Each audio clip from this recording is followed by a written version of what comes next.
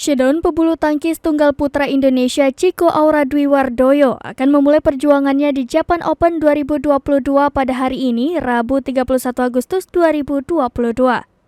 Berdasarkan hasil drawing BWF, Chico akan berhadapan dengan pebulu tangkis unggulan tuan rumah Kento Momota di babak pertama Japan Open 2022. Ini merupakan pertemuan kedua bagi kedua pemain.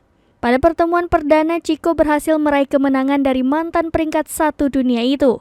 Chico Aura Dwi Wardoyo berhasil menang lewat pertandingan rubber game 17-21, 21-17, 21-7 di pertandingan Badminton Asia Championship 2022 pada April lalu.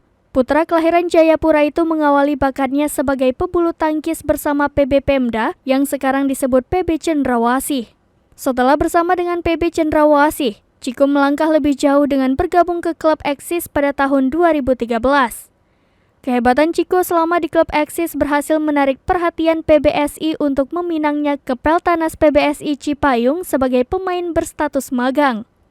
Dari situlah awal karir Chico dimulai. Dia berhasil menembus final kejuaraan dunia junior 2016 dan membawa pulang medali perak. Yang menjadi sorotan publik pada saat itu ialah Chico berhasil menggulingkan Lee Zijia, pemain tunggal putra terbaik Malaysia. Kemenangan yang diperoleh Chico membawa namanya dikenal oleh publik hingga saat ini. Saat ini, Chico berada di peringkat ke-35 dunia.